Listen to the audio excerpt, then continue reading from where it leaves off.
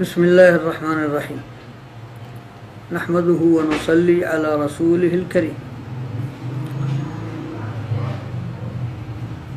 لیلۃ النصف من شعبان، یعنی رمضان شعبان کی 15ویں رات، جسے شب برات بھی کہا جاتا ہے۔ اس کے بارے میں کچھ لوگوں نے مشہور کر رکھا ہے کہ قرآن حکیم میں سورہ حامیم الدخان میں جو لیلہ مبارکہ کہا گیا ہے وہ یہی رات ہے، اور لیکن یہ بات تقریباً تمام ثقہ مفسرین کے نزدیک صحت کے ساتھ کوئی تعلق نہیں رکھتی، اس لیے کہ قرآن حکیم لیلۃ القدر میں نازل ہوا، اور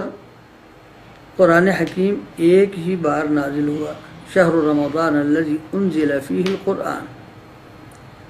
تو رمضان میں قرآن نازل ہوا اور رمضان میں لیلۃ القدر ہوتی ہے،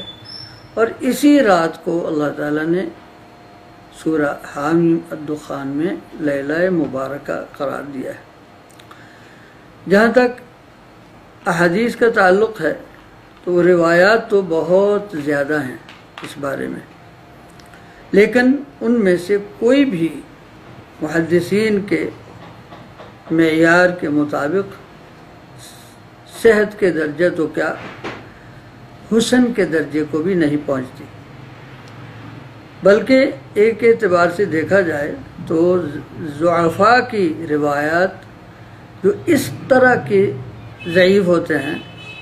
وہ تو ایک دوسرے کو سہارا دینے کی بجائے اور زیادہ ضعیف کر دیتے ہیں، کیونکہ جب بہت سے ناقابل اعتماد لوگ مل کر ایک بات کر رہے ہوں تو شک میں اضافہ ہوتا ہے بجائے اس کے کہ اس پر کچھ اعتبار کیا جا سکے۔ تو اس لیے، اور خاص طور پر یعنی جن احادیث میں اس کی راتوں کا قیام، اس رات کا قیام یا صبح کے روزے کی بات کہی گئی ہے، وہ تو تمام محدثین کے نزدیک انتہائی ضعیف ہیں اور ان پر کسی قسم کا اعتماد نہیں کیا جا سکتا۔ تو اس رات کے بارے میں یہی کہا جا سکتا ہے کہ یہ عام راتوں کی طرح ایک رات ہے، اور جس کی قیام کے بارے میں کوئی خاص حدیث وارد نہیں ہے۔ ہاں، ہر رات ہی جیسے کسی نے کہا نا، اگر انسان قدر کرے تو ہر رات لیلۃ القدر ہوتی ہے، تو اللہ تعالیٰ ہمیں ہر رات کی قدر کرنے کی توفیق عطا فرمائے۔ وباللہ تعالی توفیق۔